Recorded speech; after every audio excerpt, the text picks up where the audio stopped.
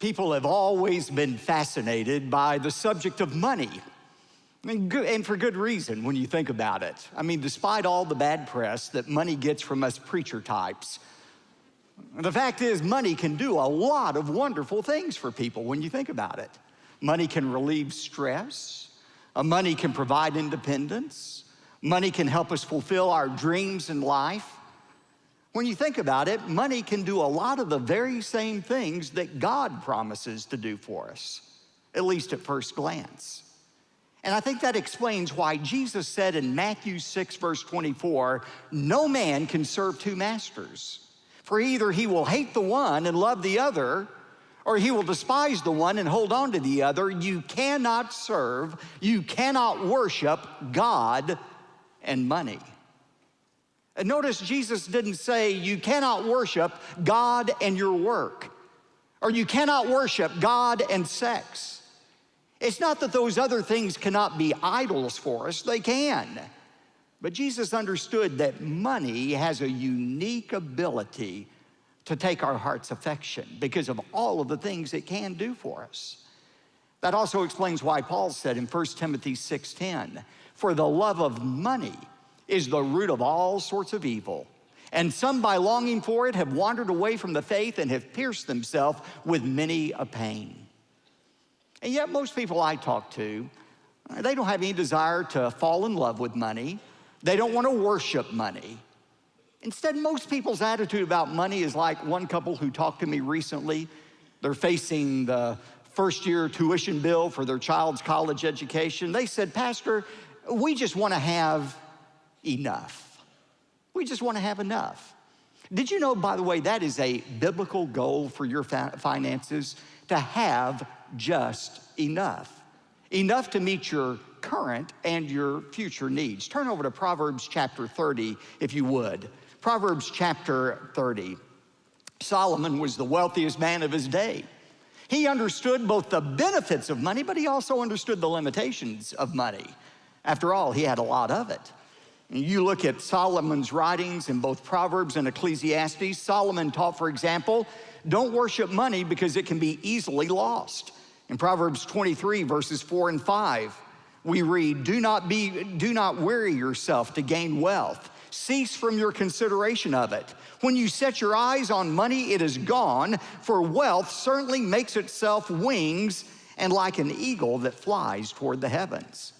Money can increase stress, Solomon said. In Ecclesiastes 5:12, he said, the sleep of the working man is pleasant, whether he eats little or much. The person who doesn't have a lot, he's able to sleep at night. He's not worried about his finances and what he's going to do with all of his money. But the full stomach of the rich man does not allow him to sleep. Solomon said money can rob us of present joy in this life. In Ecclesiastes 5:13, he said, there is a grievous evil which I've seen under the sun, riches being hoarded by their owner to his hurt. So given the benefits of money and also the limitations of money, Proverbs tells us what a reasonable goal for us ought to be in our finances. And it's found in Proverbs 30. Look at verse 8. We read this just a moment ago. The writer said, Lord, here's my prayer. Give me neither poverty nor riches, but feed me with the food that is my portion, that I not be full and deny you and say, who is the Lord, or that I be in want and steal and profane the name of my God. The writer is saying, Lord, here's my prayer. Don't give me too much money, because if I have too much, I could be tempted to say I have no need for God. How many wealthy people do you know just like that? But he also said, Lord, don't give me too little, lest I be tempted to do something wrong, to steal and profane your name. God, what I'm asking is that you give me just enough. That ought to be our goal in money, to have not too much, not too little, but have just enough. The question is, do you have enough? Do you have enough money, enough financial resources to meet both your current and your future needs? Well, let's take an exam right now to determine if you have enough, okay? I'm gonna ask you 4 questions. They're not the only 4 questions I could ask, but here are 4 questions that will help you determine the state of your financial health right now. You ready for this? Here's question number 1. If you or your mate were to lose your jobs, neither one of you had a job, how long could you survive? How many months without a paycheck? Question number 2, if you add up all of your assets, that is everything you own, and subtract all of your liabilities, everything you owe, is that number a positive or a negative number? Question number 3, for those of you with kids still at home who are facing college bills, do you have enough to provide for their college education if they choose to go to college? How much do you need for that? I went on a website this week, collegedata.com, and according to this website, the average cost for a 4-year public education, public school, that's tuition and all the other expenses, the average cost is $100,000. For a private college, it's $170,000.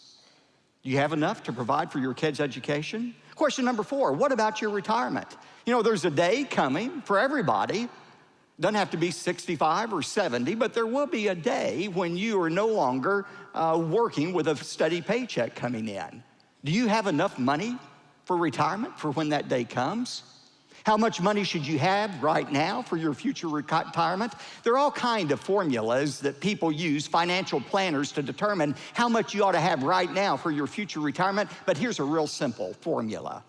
Take your age, multiply it by your current salary, and divide by 10. And that's the amount of money you ought to have right now. Your current age times your salary divided by 10. For example, if you're 40 years old, you make $50,000 a year, multiply 40 times 50,000, divide by 10. That means right now you ought to have $200,000. You can do the math. Now, what do those 4 questions reveal about your financial health? Do you feel pretty good about where you are? Or are you ready to go out and slit your wrist right now? Now, before you reach for the razor blades, if it's the latter, you need to understand that most Americans owe more than they own, have not made adequate plans for retirement, and could not go more than a few weeks without a steady paycheck. You see, most Americans believe that the way to financial security is to earn a bigger salary, to win the lottery, or hope Aunt Gertrude dies before the first kid has to go to college. But as we're going to discover today, Solomon says the secret to financial success in life is not in earning, winning, or inheriting. The secret to financial success that God wants all of us to experience is through spending. That's right, you heard me right. The Solomon secret for success in your finances is to spend your way to wealth. Now, to know exactly what I'm talking about and what Solomon is talking about, turn to Proverbs chapter 21. Proverbs chapter 21. Financial consultant Dave Ramsey, who was in our church about a year and a half ago, he tells about 2 couples that came to see him for financial advice a number of years ago. And the first couple that came to him was a couple that was earning $35,000 a year. Even though they were earning $35,000 a year, they had accumulated $150,000 in their 401k plan. They had no credit card debt, and they only had 3 years worth of payments left on their $70,000 home. That was couple number 1. Couple number 2 that came in right after the first couple had $64,000 in credit card debt. They drove 2 leased cars. They had a $175,000 outstanding mortgage on their home. What was their problem as compared to the first couple?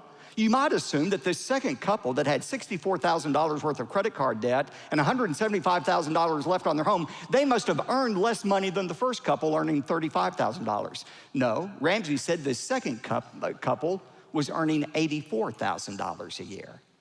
So how is it that one couple, admittedly a few years ago, could survive and thrive on $35,000 of income, and yet a second couple earning twice as much money was on the brink of financial insolvency? The key is the first couple had learned the Solomon secret for success in money, and that is margin, financial margin. You see, a lot of people, again, believe, well, if I just had more money, if I had a bigger paycheck, I'd be financially okay. But Solomon exposes the fallacy of that thinking in Ecclesiastes 5:11. He said, when good things increase, those who consume them increase. In other words, the higher your income, the higher your expenses. The more you make, the more you spend. Can I hear an amen on that? I mean, we all know that's true, don't we? And so that's why Solomon said, no, the key to financial security is in margin. It has to do with your spending. What is margin? Write down this definition. Margin is that comfort zone. It's the buffer zone between where you are and your limits in life. Margin is that buffer zone between where you are and your limits in life. Let me illustrate it for you this way. Take your outline right now. Hold it up so I know you're paying attention. Take out your outline. I want you to look at the outline very carefully. Did you notice all the wasted space on that outline? There's a lot of wasted space. It's white space. White space around the margins, white space between the words. I mean, if we wanted to be more economical around here, we could have filled up every inch of that outline with black type. But it would have been very difficult to read, wouldn't it? Margin, it gives it ease of reading. It provides comfort to the reader. It's the same thing that is true in every area of our life. If we fill up our life completely, if we have no buffer zone between where we are and our limits, in our work, in our relationships, and in our finances, it produces a great deal of stress. Dr. Swenson, in his best-selling book, Margin, describes what life is like without any buffer zones. I bet some of you can identify with this. Living without margin is being 30 minutes late to the doctor's office because you were 20 minutes late getting out of the hairdresser's, because you were 10 minutes late dropping the children off at school, because the car ran out of gas 2 blocks from the gas station and you forgot your purse. That is life without margin. The fact is, when you're always pressing the limits, you're gonna feel stress in life, and that's true about your financial life as well. People who live in their finances without any margin, that is, they're spending everything they have, are under incredible stress. Perhaps you know people like this, perhaps you're a person like this. You live from paycheck to paycheck, hoping and praying you run out of month before you run out of money. And if there's anything unexpected that comes up in the month, a car repair bill or a medical emergency, there is no way to cover that. And as far as big ticket items for the future, like a college education for your kids or your own retirement or caring for elderly parents, why, don't even think about that. There's no way to plan for that. And yet people do think about it. And so they have this nagging fear in the back of their minds that not all is well in their finances. And because of that stress, they live under unbearable pressure that extends to their relationships. Did you know one noted financial consultant says that 90% of divorces are precipitated by financial pressure. That's the result of living without any margin. And that's why Solomon gave this Solomon's secret for success with money. Look at Proverbs 21, verse 20. Solomon said, there is precious treasure and oil in the dwelling of the wise, but a foolish man swallows it up. The foolish person is the one who consumes everything he has. In Solomon's day, it was oil. That was a priceless commodity. The fool is the one who spends everything that he has. The fool is the one who lives from paycheck to paycheck, who says, I can't think about tomorrow. Someday I'll get my finances under better control. Sometimes the foolish person actually wraps his apathy and laziness in a spiritual veneer that says, oh, I'm gonna trust God for the future. After all, Jesus said, live one day at a time. Does God want us to have financial margin? Does he want us to have this buffer zone between what we spend and what we earn? I need to offer a caution here about what the Bible says about finances. There is a difference in the Bible between saving money and hoarding money. The Bible draws a distinction between saving and hoarding. You know what saving is? It's setting aside a reasonable amount of money to meet future expected and unexpected needs. Saving is setting aside a reasonable amount of money to provide for future expected and unexpected needs. You know what hoarding is? It's stockpiling as much money as you possibly can to protect yourself from every adversity in life. And of course, that's impossible. But a person who is a hoarder doesn't understand that. He's the guy who's always running around, turning off lights. Walter, you're laughing at me right now by saying this, but you know, goes around turning off lights, realizing that he's probably costing more by the wear and tear on the light bulbs than the energy he's saving doing so. He's the person who'll drive across town to save a nickel on a loaf of bread, oblivious to the gas that he spends doing so. He's the kind of person who will never take a vacation. He never has quite enough money because he's always saving for a rainy day instead of enjoying the sunshine of the present day. That's what a hoarder does. I have found, by the way, in my experience, that many people who went through the Great Depression, I'm not talking about the one in 2007, I'm talking the one back in the 30s. Many people who went through the Great Depression find it very difficult to spend money. They remember the horror of those 4 years in our nation's history. And so they hoard and they hoard and they hoard instead of being reasonable in the amount of money that they set aside. Listen to Ecclesiastes 5:13. Solomon says, "There is a grievous evil which I have seen under the sun, riches being hoarded by their owner to his hurt." You see, the problem with hoarding money is it robs you of the joy God wants you to have in this life as well. You've heard me speak before about my father. My father was a wonderful Christian man. In fact, he's the reason the rest of my family, my mom and all of us, became Christians. And I learned a lot of great lessons from my dad. And one of the lessons I learned from my dad was the importance, the discipline of saving money. I remember when I was a little boy, my dad would get paid 2 times a month. And on those Fridays, he would take me with him to the bank, to the Hillcrest State Bank across from SMU, and he would take me with him as he would deposit his check. And then he would purchase a United States savings bond and would go downstairs to the vault and would walk in there to his safety deposit box and he would deposit that savings bond. He did that twice a month religiously. And when my dad was a relatively young man, he was diagnosed with pancreatic cancer, told he had just a few months to live. And I never will forget sitting around the kitchen table with my dad, going over his affairs. He knew he was about to die. I'll never forget what he said to me. He said, "You know, Robert, I spent my whole life setting aside this money so that I could enjoy it one day. And now I have to end up leaving it to you knuckleheads."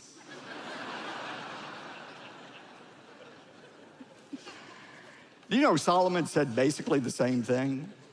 In Ecclesiastes 2:18, he said, "Thus I hated all the fruit of my labor for which I labored under the sun, for I must leave it to the man who will come after me."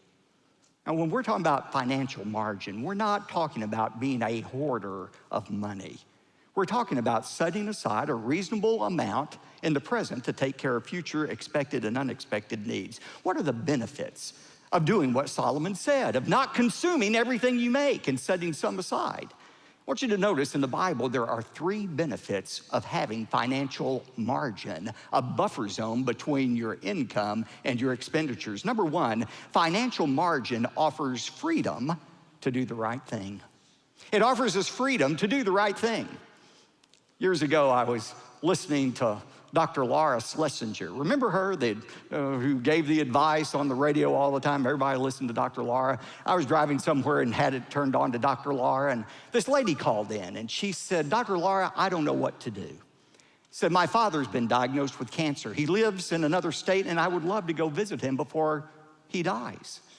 But I can't afford to take off work the 2 weeks. I can't survive without 2 weeks of a paycheck. And not only that, I don't have the money for an airplane ticket without going ahead and racking it up on my overextended credit card. What should I do?" Talk about being on the horns of a dilemma. She had 2 choices and neither one of them was good.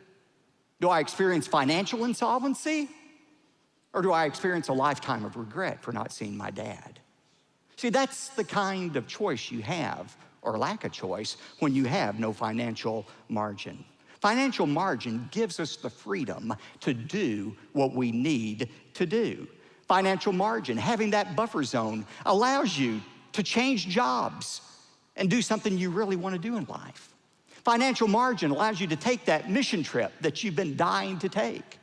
Financial margin allows you to start that new business that God has placed on your heart to start. All of us need financial margin in our life. It is the freedom, it provides the freedom to do the right thing. In his book, The Official Guide to Success, Tom Hopkins describes the benefit of financial margin. He just has another name for it. He calls it go-to-town money. Listen to this.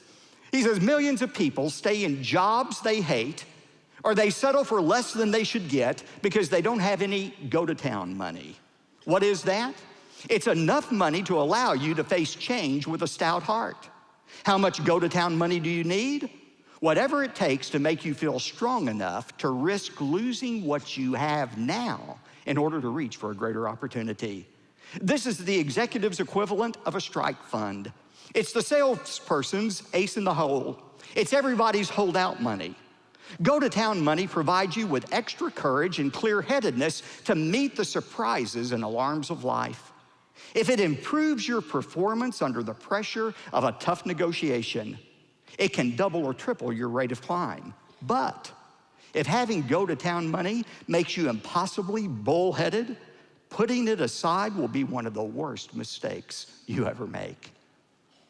When I read that last line about the wrong use of margin or go-to-town money, I think of my friend, the late Dr. Landrum Level, who for many years was the president of New Orleans Seminary. And I remember Dr. Level telling me one time about a pastor friend of his who lived in Mississippi. And this pastor had one goal in life. He wanted to accumulate $1 million. He was obsessed with the idea of getting $1 million. And Dr. Level asked him one day, why are you so fixated on having $1 million? He said, because Dr. Level, as soon as I have that $1 million, I'll be able to tell my deacons to go to hell. Now, that guy was mistaking go-to-hell money with go-to-town money. They're different, okay? There's a big difference. I doubt God is ever going to answer that pastor's request in prayer. Now listen, you see, financial margin is the freedom not to do what's wrong, but it's the freedom to do what's right. I contrast that pastor to another pastor I heard Dr. Criswell tell about years ago. He was a Florida minister of a Presbyterian church. And one day, the leaders of the church came into this Presbyterian minister and they said, we think it's time for you to go. We're tired of you, it's time for you to leave. But his reaction surprised the church leaders. He said, fine. If you want me to leave, I'll leave. I have plenty of money to retire on. But he said, you know, if you would like me to stay, I'd be willing to stay and work for no salary because this is my calling, this is my ministry.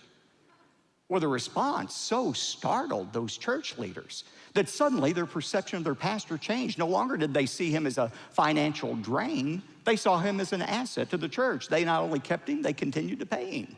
By the way, don't get any ideas there, okay? But you see, that's what financial margin does. It gives us the freedom to do not what is wrong, but to do what is right. Now you say, well, we ought to do what's right whether we have financial margin or not, shouldn't we? Well, we should. But there are a lot of things we should do that we don't do. We're flawed human beings. We're sinful human beings. And God understands that. And that's why God's plan for all of our lives is that we have financial margin in our life. In Proverbs 10, verse 15, Solomon wrote, the rich man's wealth is his fortress, but the ruin of the poor is their poverty. You see, when you have no financial margin in life, you're forced, like that lady that called Dr. Laura, to make some very bad choices sometimes. A few years ago, there was a movie that came out with Denzel Washington called John Q. Some of you may have seen it. Story about a man who couldn't afford health insurance for his family, and his young son needed an operation. And so not having health insurance, he had to raise a large sum of money very quickly. And the only way he could do it was to start selling everything that he had. He was on the street with all of his possessions from his apartment. And among those possessions was a new television set that he had purchased. A guy comes up and pulls out a $20 bill and offers him $20 for the television set. And Denzel Washington said, well, it's worth a lot more than that. The guy growled and said, not to me. Not to me. And he was forced to sell it for $20. You see, when you have no financial margin, you don't have the ability to make wise decisions. You say, well, shouldn't Solomon have written, God is my fortress, instead of wealth is my fortress? Don't miss this point. We're gonna see this time and next time. Trusting in money is no substitute for trusting in God. In fact, there's no amount of money that can save you from a cancer cell that metastasizes in your body. There's no amount of money that can protect you against the loss of a loved one. No, there's some things money cannot do. But Solomon's point is, God's plan for our life is that we have some margin so that we can have the freedom to do what's right. Secondly, financial margin provides the security for future needs. Financial margin provides security for future needs. Consuming less than you earn over a long period of time is God's way to provide for your future, especially those big ticket items in your life. You know, most people could not pay college education, college tuition bills for 1 or 2 kids in school at the same time out of their current cash flow. Most people, young couples, if they wanted to purchase a house and had to make a $30,000 down payment, they couldn't say, oh, we'll just take that out of this week's check. I mean, most people can't do that. Most people, when they think about retirement, would find it very difficult to live on Social Security alone. The fact is, we all know that there are some big ticket expenditures coming into our life that we're going to have to pay for. The question is, how are we going to pay for those things? Well, somebody says, well, I'm going to trust God. I'm just going to trust God. Well, you won't get any argument from me about the importance of trusting God. But the question is not, can God provide for my future needs? The question is, how is God going to provide for my future needs? And the way God has designed to take care of our financial needs in the future is through this principle of margin, spending less than you earn over a long period of time. Turn over to Proverbs chapter 6, where you find this principle. Proverbs 6, beginning with verse 6.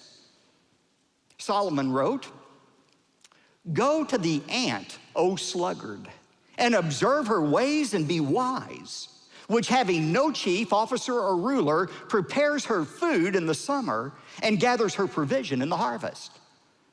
Now, an ant has a brain so small you can't see it under a microscope. But even an ant has the common sense to know that the plentiful food that's available in the summer and the fall will not last forever. The ant has the wisdom to take some of the bounty of the summer and fall and store it away for the wintertime. You know, the ant could say, well, look at all of this food. It's gonna be all you can eat buffet today for me and my family. We're just gonna gorge ourselves, get while the getting's good. Not the ant. The ant understands that the plentiful harvest will not last forever, and so it sets aside some of the excess in the present to take care of the future. You see the same principle of creating margin for future needs in the well-known story of Joseph and Pharaoh in Genesis chapter 41. Do you remember that story? God sent Pharaoh a troubling dream, and here was the dream. He said, hey, Pharaoh, and in the dream, you had the dream of 7 fat cows coming out of the Nile River. And then those 7 fat cows were followed by 7 lean, skinny cows coming out of the Nile River. Pharaoh didn't understand it. He went to Joseph for an interpretation, and Joseph said, this is what God is saying to you. He's saying there's gonna be 7 years of plentiful harvest here in Egypt. We're gonna have so much grain, we're not gonna know what to do with it.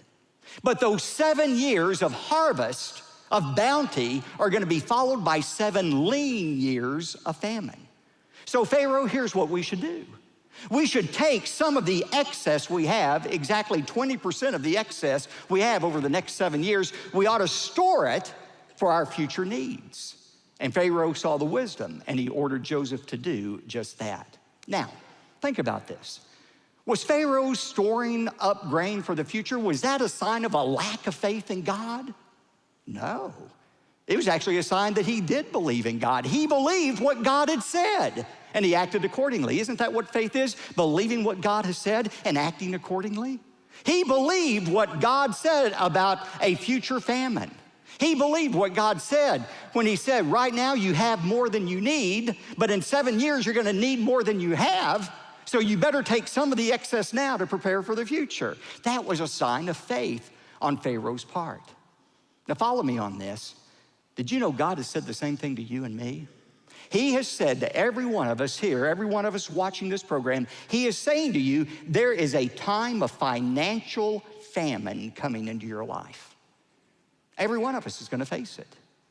And by financial famine, I'm gonna mean there's gonna be a time in your life when your needs are greater than your current income.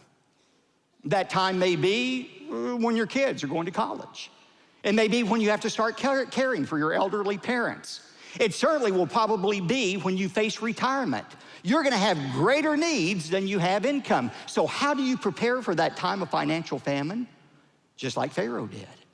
To go ahead right now and start setting aside some of your current income to provide for those future needs. Number 3, what does financial margin offer us? It gives us freedom to do what's right. It offers us security in preparing for future needs, just like God tells us. Thirdly, financial margin allows us to experience the joy of supporting God's work. It allows us to experience the joy of supporting God's work. When I left here in 1985 to go pastor my first church in West Texas, the church had a few part-time staff members, but no full-time staff members. The pastor had been the only full-time staff position they had. And so when I arrived at the church and tried to figure out what was needed, I knew one of the first things we needed to do was to hire a full-time staff member, an educational staff member who would oversee the growth of our Sunday school. I was convinced that if we hired the right educational director, the church would grow and the position would be more than pay for itself. Well, the leaders were not convinced. They said, Pastor, if you do this, you are going to bankrupt the church. We cannot afford to have a full-time staff member. And so a friend of mine, a member of the church, Chris Ball, an oil man there in the church, he said, Pastor, I agree with you. We need this. And so I want to help you with it. He said, I just discovered I owned an extra oil well. I had no idea I owned this oil well. Wouldn't that be nice to have an extra oil well? I don't want to even think about that too long. But he said, I found this extra oil well, and I'm willing to give it to the church, and you can use the production from that oil well to pay this new staff member's salary. Well, I was so excited. I went and met with the leaders of the church, the deacons, and I said, you know, we've got this guy, and he's going to give an oil well, and we can pay for the staff member. They looked at me, and they said, what if the well runs out of oil? So I went back to Chris. And I said, well, they're afraid that the well's gonna run out of oil. And Chris laughed and he said, well, I've got the geological surveys. We'll take them and show the leaders there's more than enough oil to pay for that staff member. The well will last longer than the staff member does, probably. And, but that's it. So we took the geological surveys to the leaders. They looked at them and they said, still not convinced. So I said, okay. I said to the leaders, I said, if the well runs out of oil, I will guarantee personally this staff member's salary for a year. They looked at me and they said, what are you talking about, Pastor? We don't pay you enough to do that. And they were absolutely right about that. But the only way I could make that offer was I had some financial margin. Through the years, I had accumulated some excess that I had set aside where I could use for projects just like this. And when they heard that, you know what they decided? They said, let's go ahead and hire the staff member. And they did it without my friend's oil well or without my assets either. That's what financial margin allows you to do. It allows you the joy of investing in God's work. And by the way, that is the principle that Paul taught the Corinthian church in 1 Corinthians 16, verse 2. I want you to turn over to 1 Corinthians 16, verse 2, where Paul describes the relationship between financial margin and supporting God's work. Now, many of you have heard this verse before. You've probably seen it on an offering envelope before, but never really understood what it's teaching. 1 Corinthians 16, verse 2, Paul said to the Corinthian church, on the first day of every week, let each one of you put aside and save as he may prosper, that no collections be made when I come. Now, a lot of people interpret this verse to say, okay, on the first day of the week, you ought to give your offering to support the local church. That's not what it's talking about. Now, the Bible does teach we ought to give and give generously to support the ministry of the local church. The local church is God's design to fulfill the Great Commission.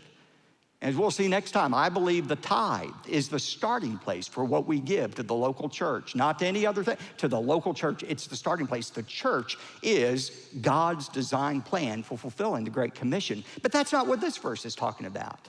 You know how I know that? Look and see again what he says. On the first day of every week, let each one of you put aside and save. Not put aside and give. Put aside and save. He is talking about giving beyond the tithe. He said, Corinthian church, we've got a need in Jerusalem. Some of the Christians there are living in poverty. And I'm gonna come through Corinth soon, and I'm gonna take up a special offering, but when I come, I wanna be sure there's some money there for you to give. So I want you for the next few weeks, on the first day of every week, set aside some money and save it so that when I come and collect the offering, there'll be money for you to give to this special need in the church. Now, we used to have this verse on our offering envelope. I had it taken off because this doesn't have to do with giving our weekly gifts to the church. This is about a special offering for special needs in the church. And one of the things about having margin is it allows you to support those special needs, those special opportunities as they come up in God's work. I want you to look around this place right now. It is a great worship center. Look at this place. Look at our campus that God's given us. Go over to the Crystal Center and look at that. Now, I told our deacons recently, do you realize that in the last 10 years, you, the members of First Baptist Church Dallas, you have given nearly $200 million. $200 million to recreate this campus, in addition to your generous support of the ministries of the church. No church in history's ever done that. And you did it during the greatest recession since the Great Depression. People all over the country ask me, how in the world did your church do that? Well, we've got generous people, but we also have very wise people. So I want you to think about this, is if every member of First Baptist Dallas had no margin in their finances, if every one of us were simply spending everything that came in, there would have been no money set aside to support this great project. When we made the appeal for generations to come and new beginnings and the commitment for the Crystal Center, it would have come up a dry hole if there hadn't been some financial margin. But because you, so many of you have applied this principle of not spending everything you make by setting aside some for the future, not only for your future needs, but for the future needs of the church, God was able to bless us in such a tremendous way. Financial margin gives us the joy, allows us to experience the joy of investing, supporting God's work. Freedom to do what's right, security for future needs, the joy of supporting God's work. Those are the benefits of margin.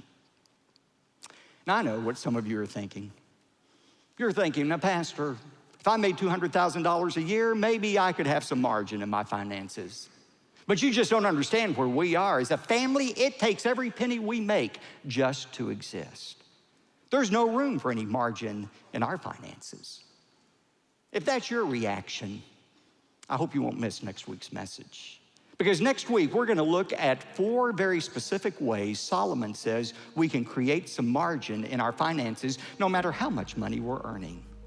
Next week specifically, we're gonna talk about the ABCs to be financially free.